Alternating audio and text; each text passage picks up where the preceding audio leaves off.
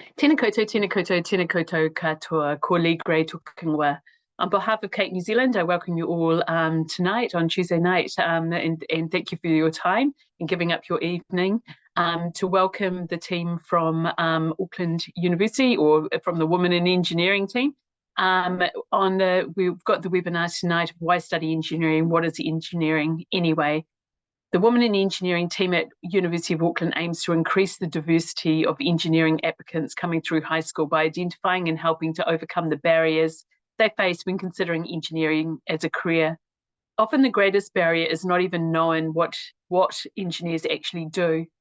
Our speakers will discuss their STEM experience at school, their career paths, and the skills that they've found necessary to succeed at university and industry. They'll also discuss the range of opportunities they offer to schools and teachers to help make engineering more visible to students as they make decisions about their future and after school. Tonight, we have Ashleigh Fox, the project manager, alongside some inspiring wāhine who are studying and working in the engineering sector. Please put any of your questions into the chat and we will answer them at the end of the presentation. And please make sure your mics are on mute. So without further ado, I'll hand over to Ashleigh.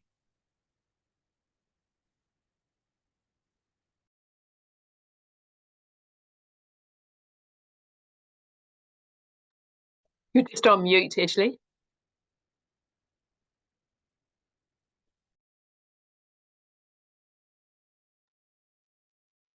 Okay, is that working now? Perfect. Perfect. I knew I'd do something wrong in the start. Kia ora koutou. Thank you so much for joining us tonight. I'm just gonna crack straight into it. So I'm not going to talk a lot. I'm hoping most of our talking will be done by our amazing students and graduates. And that's them up there, Angelique and Felicia, Arushi and Nikki. I guess I'll start us off though, just by asking the audience maybe to put in the chat, hopefully I can figure this out, what do they think engineering is, or what does an engineer actually do? And then see what comes up.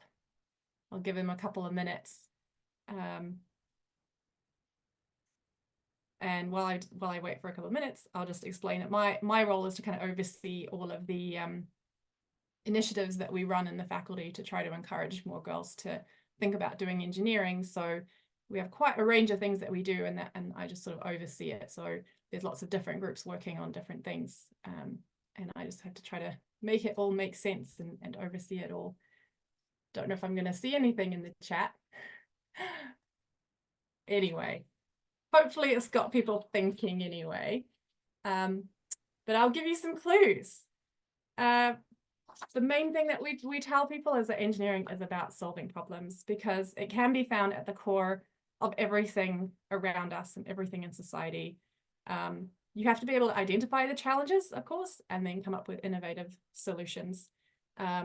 This could be anything from design and creation of renewable energy systems, improving efficiency in industry, developing new technologies. It could be something as simple as improving drinking water, or basically just making the world accessible for a range of people. Communication technologies, computers, smartphones, I mean, anything you can think of, really, an engineer has touched it. And we often try to do a little game with the students that we talk to, like, think of something, and then we'll just show you how an engineer was involved in the making or the designing of that thing. And I don't think we've found anything yet that we couldn't find an answer to. So it's a pretty amazing area to be in these days. A little bit about our faculty. So the Women in Engineering team is actually based in the Student Development and Engagement team, which is a faculty team that looks after the students while they're studying with us. And this is just a brief snapshot of the types of things that this team does in the faculty to make sure that our students are supported and they can get everything they need to succeed in the degree. It's a really, really great team to be in. Every faculty in the university has this team, but I think ours is the best. And hopefully some of the stuff that we do will come up through what the girls are talking about tonight as well. I also just wanted to kind of give a snapshot of student life in our faculty. And one of the greatest things about our faculty is how many different clubs and groups you can join as a student. If there is something you're interested in, there's probably a club that caters to you. And so these are just some examples of the groups that we have in our faculty, but there are many, many more. There's FSAE 47, that's the student-led and managed racing team. They race in Australia every year, having built an electric racing car. We do pretty well every year in that group. We also have a program for space systems, which is for students of all fields to study, to collaborate, and built a little kind of satellite that gets launched in 2020. They launched the first student-built satellite with Rocket Lab, which was pretty cool. Engineering review for people who are interested in performing and creative arts. That's a really, really awesome show that they put on every year. And that is all done by engineering students, from backstage production, choreography, everything is done by engineering students. So it's pretty amazing. Just a little overview of the cool things about our faculty, but what I really want to do is hand over to our students so that they can tell you their stories, their highs, their lows, give you some tips if you're thinking about engineering, or if you're not even thinking about engineering, maybe this might spark something for you. So we're going to start off with Angelique. I can't see her, but I'm pretty sure she's there somewhere. My screen has gone small. All right. All good, Angelique. I'll start clicking through. Thank you. Hello, everyone. I'm Angelique. I am doing a Bachelor of Chemical and Material Engineering with a Bachelor of Science in Exercise Science. So I'm second year at UOA, but so a little bit of like a background in high school. I went to Carmel College, an all-girls high school in Auckland, and those are some of the subjects I took. But keeping in mind, I was not originally thinking of doing engineering first. I was more interested in doing food tech. So I still took all three sciences, English, calculus, and food tech, and same with NCA level 3.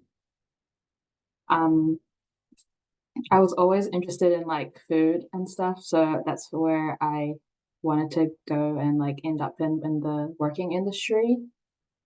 But due to events with Massey not continuing the course of food tech, I decided to do chemical and material engineering. They, at the end, like I would be able to work at the same place, so it would still give me the opportunity to do what I wanted to do.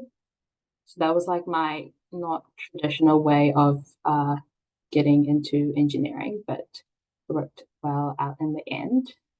Some of the things that I went to in high school actually were like WIN events, which is Women in Engineering Network events that opened my eyes up to see what engineering was all about and different specializations that there were. And work experience also helped encourage like to see what I wanted to do in like the working industry as well. I did work experience at Shirat Ingredients, which is a food company. And yeah, that was all for high school. So yeah. From transitioning from high school to uni, it's more interesting because you get to pick what you want to study. Because obviously in high school it's more generalized and like leaves you to give you more opportunities, but now in uni you get to pick what you want to do, so it's more enjoyable, I think. There's a lot of independent learning and motivation as like to getting there, and like no one really has like a role unless it's like labs or workshops, but it is very much self-motivated, but it's more or less easy to do because you enjoy what you're doing. And there's also a bunch of different clubs that you can join in at uni. It's more of like a way to find new friends because the classes at uni are very big compared to high school, where you more or less know everyone there, but in uni it's so big that you don't really know a lot of people, but getting into different clubs is a good way to do that, as well as doing something else like you want to do for fun instead of just studying, because we need that balance of like having fun and learning and all that. Yeah. A past project that I did back in first year was that I did an ice cream project. So we had to create ice cream with a gummy inclusion inside. And so we had to do a CAD design where we designed a drawing for the mold, and then we 3D printed it, and then we had to design it like invertedly. So when we pour the silicone mold in, it would come out the right way. So those are just some pictures of the CAD drawing and the mold, and the final product of the mocha ice cream with a caramel gummy. Yeah. Thank you. Hi guys, so my name is Arushi. I am a Part 3 Bachelor of Engineering, Software Engineering student at the university, and I also do a conjoint with Commerce, majoring in Finance. So yeah, currently doing those 2 degrees in parallel. So a bit about me. I went to school in Auckland. I went to a school called Dio, and I did NCEA, I did level 1, level 2, level 3. You can see a bit about the subjects that I did at school on the screen. So the classic 3 sciences, a bit of English and a bit of math, sprinkled everywhere. And honestly, I went through school and I was not too sure what I wanted to do. I feel like in school, you don't really have an idea exactly of what a certain job is, or if you do have an idea, it can often be quite like stereotypical, distorted. And so I got to year 13 and I was like, I need to figure this out, but I'm not too sure what's for me. But I knew that I was interested in business. I was interested in some form of problem solving. So somehow I enrolled myself into a Bachelor of Science majoring in biomedicine. So on the next slide, I believe I've kind of mentioned that I did a year. I did biomedicine. I did all the kind of pre-med classic papers as well at the same time. And I quickly realized that that wasn't a pathway I was super interested in.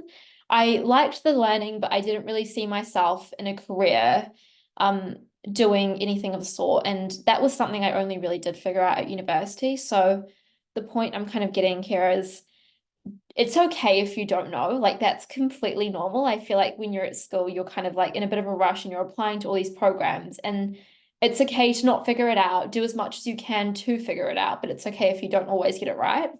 And then I moved into engineering after I did that year, and I went back to first year, so it wasn't that bad. And I met some awesome people. I did all of the classic first year papers.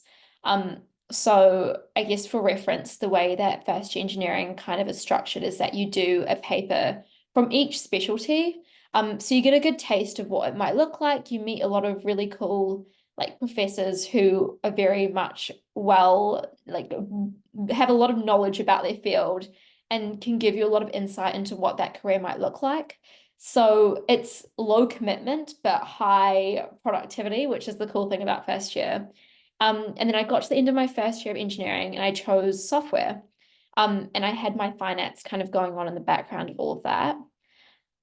So a bit about me now. So I am currently in my 3rd year of software, and I'm doing a bunch of things alongside my general academic life.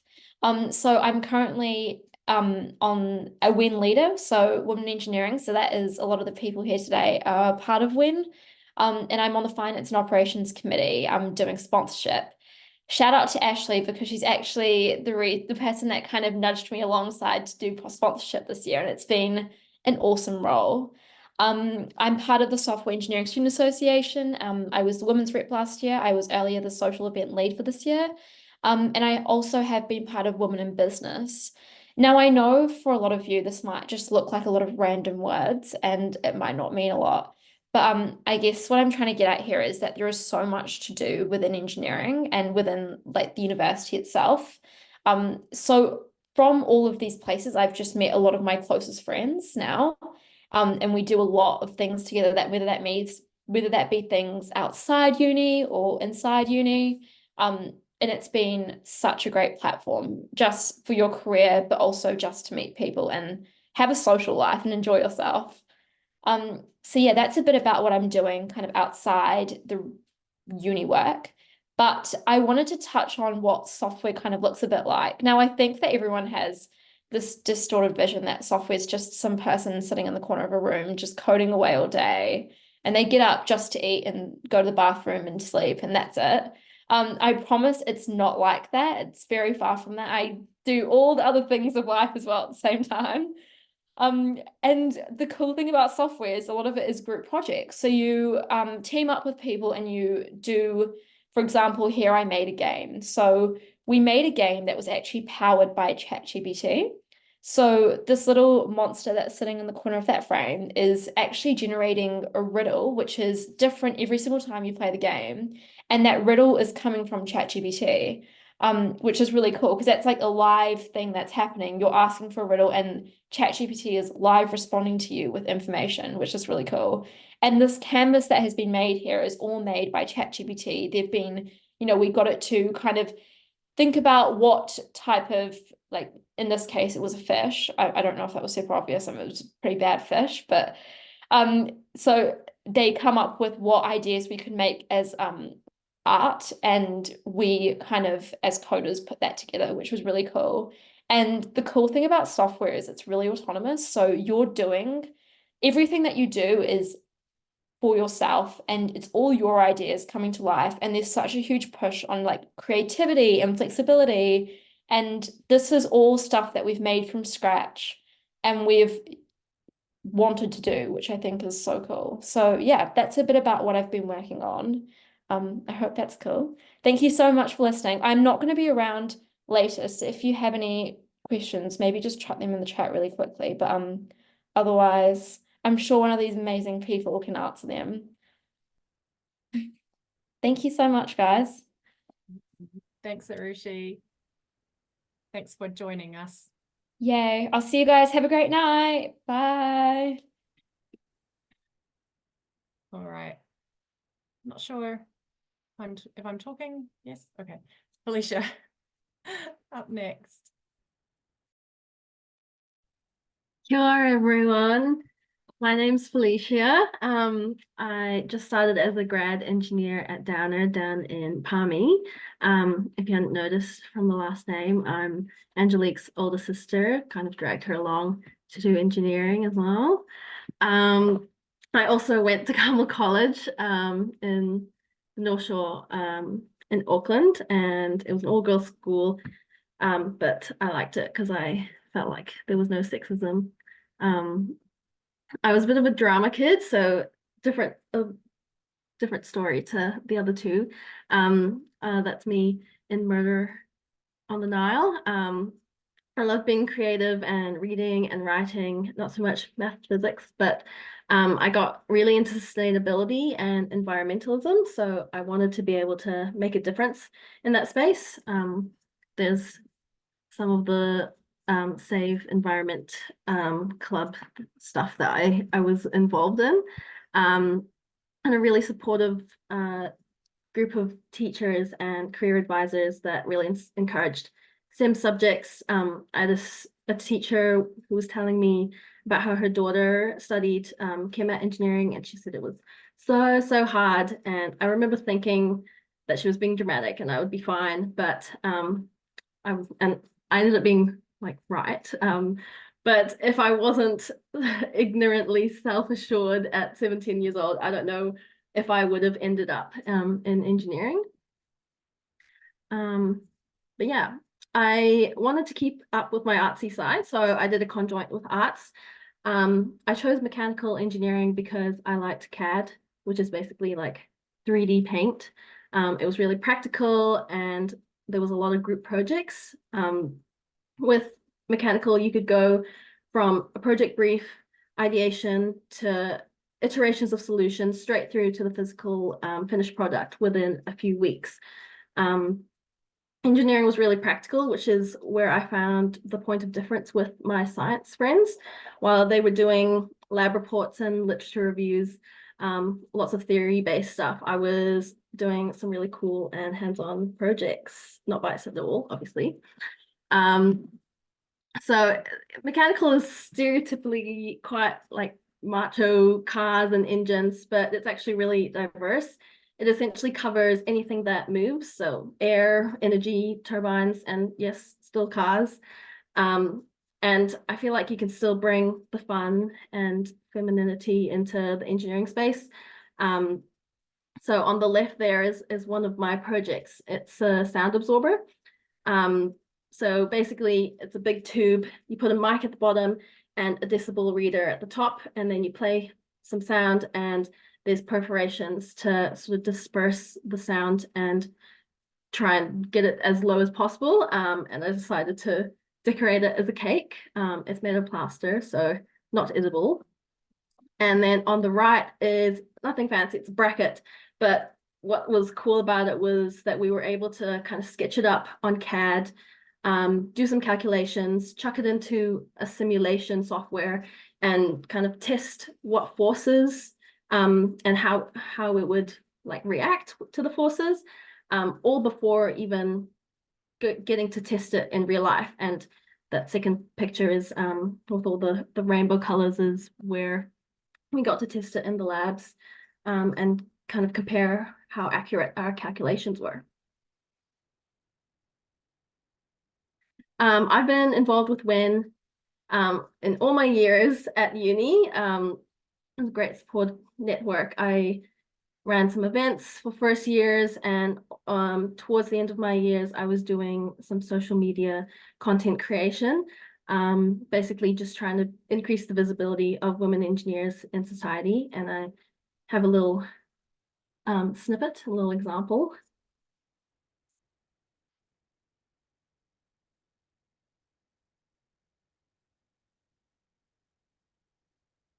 So there's it was like, I don't remember what it was called, but it was one of the popular TikTok songs.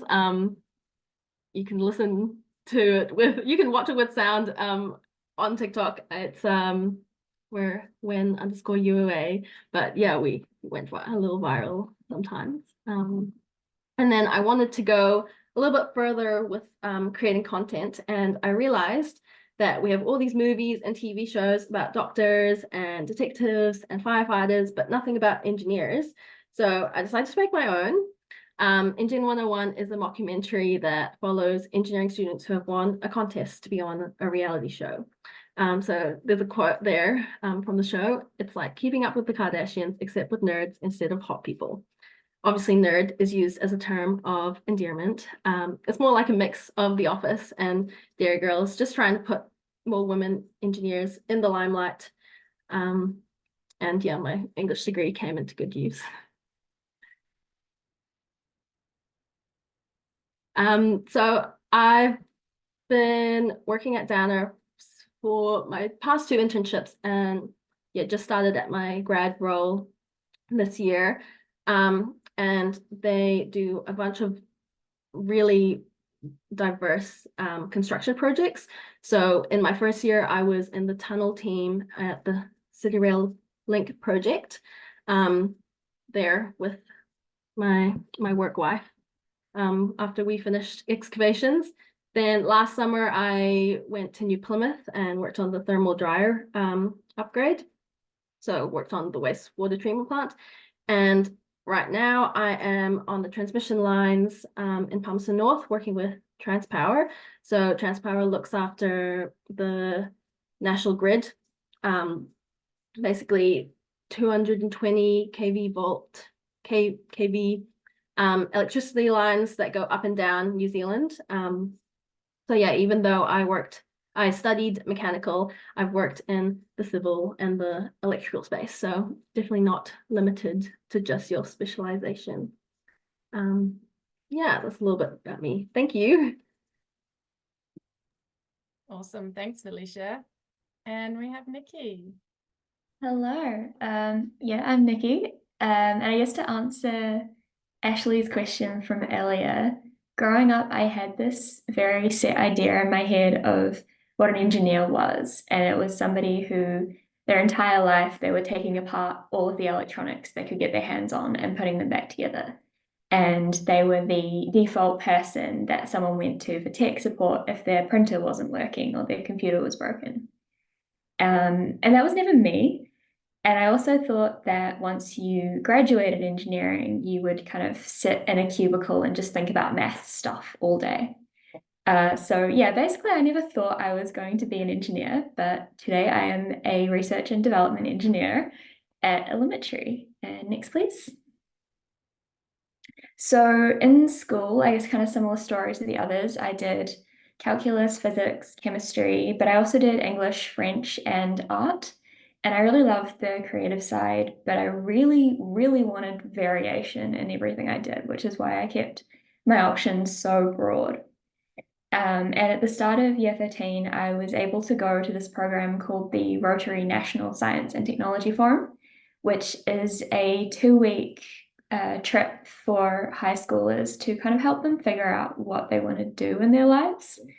It's obviously based on science and technology, but it takes you around University of Auckland, AUT, Massey, a couple of other places, and shows you what courses are available and like what jobs you can get out of there. And this is where I first heard of biomedical engineering.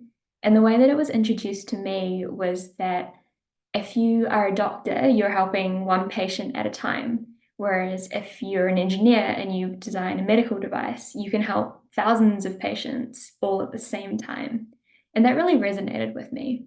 So when I went back to high school and I had a chat with my careers advisor, she asked me what kind of things I was thinking of doing. And I was still really unsure. And I said, maybe a lawyer, because I was that debating kid the whole way through school. Maybe art, maybe just move to France and give up on everything. And then I told her about biomedical engineering, and she didn't really know what it was, which is pretty common. And so I explained it to her, and at the end, she looks at me and she goes, that is the first thing you've told me about, that you've had this spark in your eye and you've been excited about. And that was kind of the last little nudge I needed to set me on the path where I was going. Next, please. But I had a big gap between me and university, and that was that the only place offering biomedical engineering was Auckland.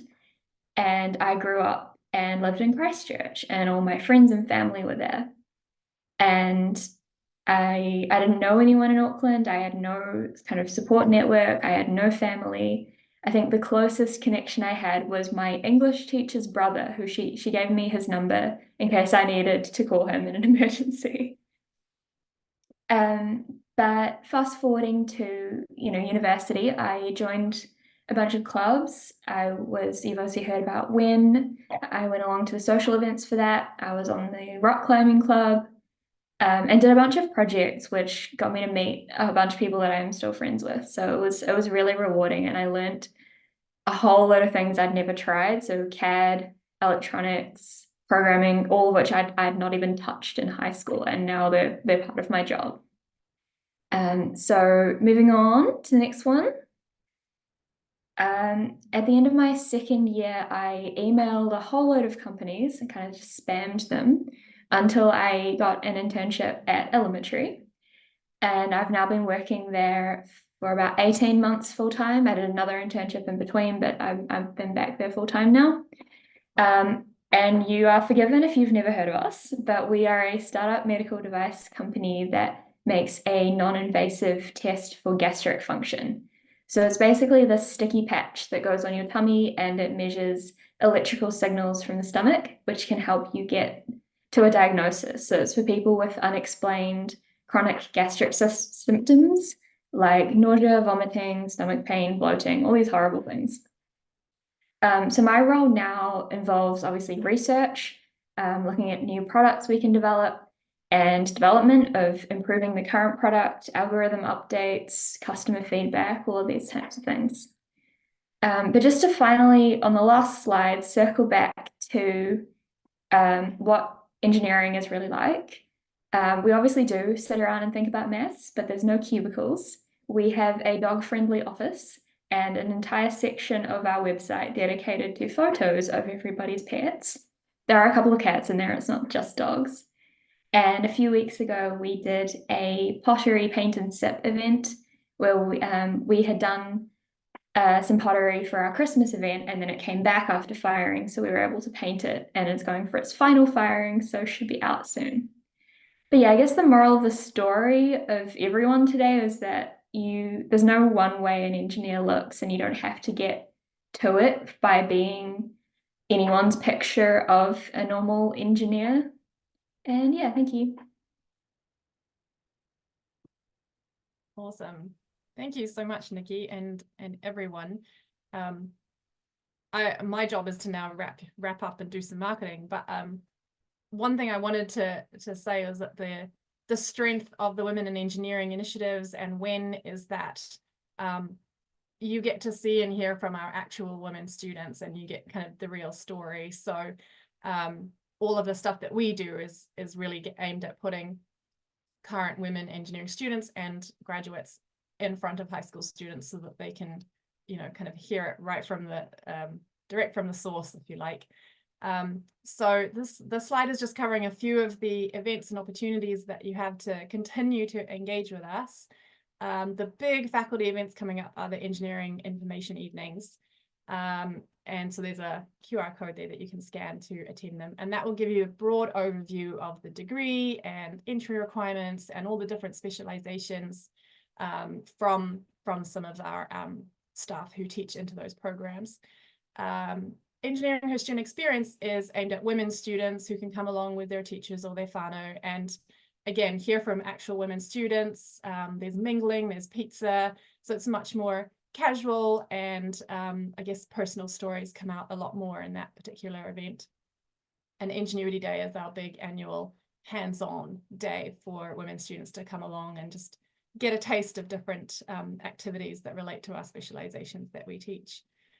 And on the other side, we have a WIE Buddy program, so anyone from, I think it's from year 11 to 13 in high school can join that program through our website and attend a few events that they put on through the year. Again, just aimed at sort of just exposing students to engineering in a really friendly, fun environment and helping them to meet other women students who are interested in or studying engineering. And I've also highlighted our academic subject support. So we offer free tutoring online, and then there's some in-person sessions later in the year for women students who are studying NCEA maths and physics, because we do know that one of the barriers is confidence. So a lot of women students at school are doing maths and physics, but don't think that they're good enough or don't think that they're going to pass. And so we're offering this as a way to sort of help them out, get them over that line. And yeah, if they're really keen to do engineering, then that will help them get in, hopefully. And various other things that we do.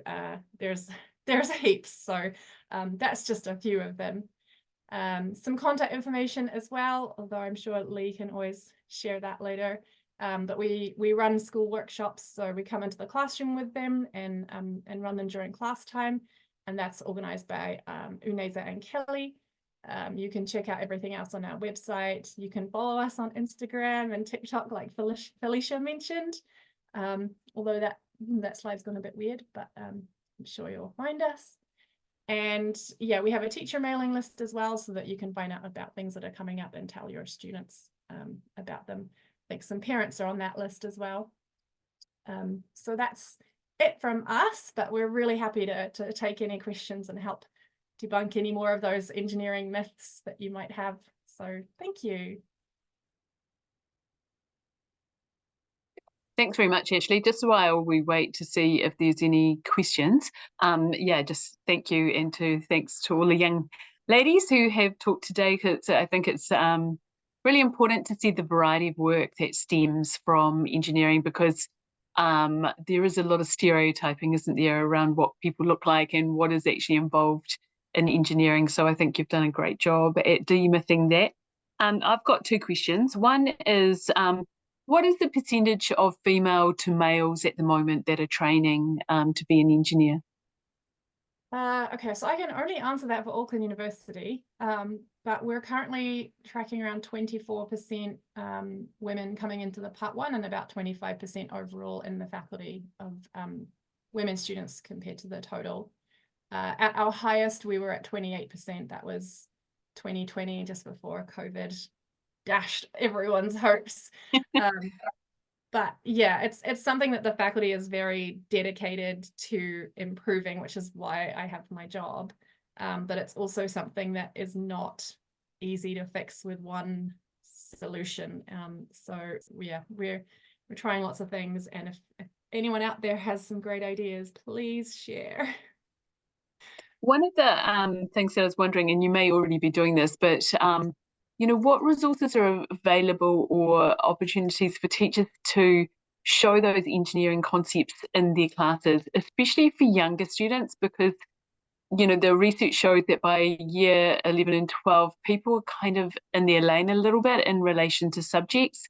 But how do we inspire younger ones to continue their journey in science? And so I just wondered, have you got some resources where teachers can take some of the curriculum and deliver it in a way that shows what engineering do every day? So how that physics is used, or how that chemistry is used, or how that calculus or algebra is used in a engineering way? This is a very good question, Lee. So I guess one of the challenges with working for the university is that they're quite they concentrate on the senior students quite a lot, because they're the ones who are coming into the university soon. We did survey our Part 1 students, and about 80% of them only really decided to think about doing engineering in year 11. And about 8% of them decided in year 13. So I think we still have a space to work in that age group. There are plenty of eligible females out there doing maths and physics, but it is definitely something we grapple with all the time, knowing that the research is showing that girls will turn off STEM subjects from a very early age, maybe between 8 and 12 years old. But trying to find that balance of our resources is tricky. We do run our school workshops as low as like year 9 and 10. So we'll be kind of running those in the second half of the year once the seniors are all busy with exams. And we've done quite a few workshops at teacher conferences to kind of show those sorts of examples. We just ran a STEM teacher conference at the university last week, I think, and just get a bit of a showcase of activities that they could use or call us in to do with them. The only other thing that I think we can do is maybe find some of those other groups who are working with younger students and see if we can partner with them and provide more of those examples and resources rather than us trying to work in that space as well. But it is really tricky because there's quite a lot of STEM educator groups out there, but they really focus on the science and not so much the engineering. The E in STEM is quite invisible. So yeah, that is probably a challenge for my next 5-year strategy, to figure out how to do that. Again, ideas are welcome at this point. I'll take anything. But yeah, it is just a hard balance. You know, when I was looking at, you know, how we embed careers better into curriculum, I found some resources. I think it was one of the STEM English website, UK website, and I think it was that. And it was based around fairy tales and around each fairy tale and how engineering was used, you know, for the 3 little pigs. And so looking at the you know, why did the straw house fall down, and you know, what is it about bricks, you know, at a quite a young level, which made them think about forces and you know, structure and different concepts that are delivered. And there was, you know, different ones. Can't think of any fairy tales off my head, but I just remember the little Red Riding. Yeah, there was something about Little Red Riding Hood. You know, that all of those ones, and they were all linked to an engineering concept. And I thought that was quite a good way of demonstrating that problem-solving aspect of engineering. Yeah, that's awesome. That did make me think of one group that's doing really great work in this space is the WIE Project from Engineering New Zealand. Yeah, because they identified those issues as well, and they found a way to kind of make it more accessible for schools. And as far as I know, they're still going strong this year, so hopefully that continues. And quite a lot of our staff and students are volunteers and ambassadors within that program. So yeah, that's probably the main one that comes to mind. But I really like that retail idea. Yeah, it would be just nice to see that, I agree with you. There's lots of people in just about everything we do, isn't there? Beavering away, working really hard, but we don't often see the results being different. And so it's just trying to think a little bit more outside the box. But it would be great to unpack a level 1 unit or whatever, and to, embed, what that looks like, and yeah, especially for maths, a lot of kids get turned off algebra and they just say, I can't do it and I don't like it. But if they knew that it was a really functioning part of many jobs, then they might be a little bit more inspired. And so it's often a lot of upskilling that we need to do for our maths teachers, because a lot of them don't know either exactly how that maths is used in industry, and things are changing so much. Yeah. And that is really true. It's something we've noticed when we work with these teacher organizations is actually quite easy to find cool physics demonstrations and science experiments that you can do. But yeah, the maths teachers would love any kind of hands-on demo that they can do in the class. That I wonder if I can put the engineers on the spot and ask them if there were any kind of maths things from school that they had like an aha moment during uni or during work, going, oh, so that's why I need that equation or something like that. No pressure, but if you can think of something. I think I have one example from a maths conference, which was what is his name? Subhash, who does infinity plus 1. I think it was his example. It was an equation, a Simpson's rule, I believe. I mean, I don't know anything about this stuff, but turns out that that's really, really important for captains who are trying to make sure that their ships don't sink. And so for me, that was an aha moment right there. Like, oh, wow, people actually use these equations in real life. So yeah, we just need more of those, really. Yeah, that's right. Any ideas, ladies? I in university, we turned a lot of our sort of flow dynamics into blood through blood vessels. And it turns out you can use a quadratic graph to kind of approximate blood flowing through, because it sort of sticks to the walls and it goes really fast in the middle. So that was quite a cool one for me to see that. Awesome. Just jumping off that as well, I think a lot of the concepts bring maths and physics together. So like I was, the one that like came to mind was Bernoulli's equation, which is I'm quite out of practice now, but yeah, to do with like flow dynamics and things like that. And there was like 100 different symbols and things. So a lot of math involved in that. But you got through it. Yeah. Okay, we haven't got any, people are welcome to unmic as well, but we don't have any questions there at the minute. So you've done a great job of explaining everything, everybody. So if there are no further questions, I'd just like to thank you so much for taking the time to come. It's been fantastic having all of you here to talk about your journeys, and I think it's really helpful to understand the backgrounds you've come from and how you landed that, because it's not always, I don't think there's that many people that get there the linear way, but that's is often what is portrayed. But yeah, so it's really great to hear how you ended up there, because as I'm not sure who it was, it might have been Angelique, the first one is that it's not sometimes until you're right amongst it that you really understand what it is, and sometimes it's not quite what you imagined. And so it's good to have that opportunity, and that's the other thing, is that the idea that you can change, that you're not you don't have to do it if you find that that's not for you, that there are other aspects there for you, but there is a variety from which to choose from. So thanks very much again, and I will make sure that the recording is up on the website, so if anybody wants to forward that on to anybody, or to if the careers advisors that are on would like to forward it to their maths and science departments, because that can be interesting for young people to see it in their, in the classes as well. So thanks once again, everybody, and enjoy your evening. And I'm sure that we'll have many more women. Yeah, let's get past this 24% and try and get a few more women in this field. Thank you. Thank you. Thank you. Thank you. Thanks.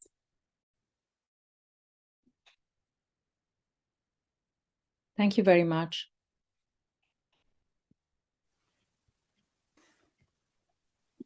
Thank you so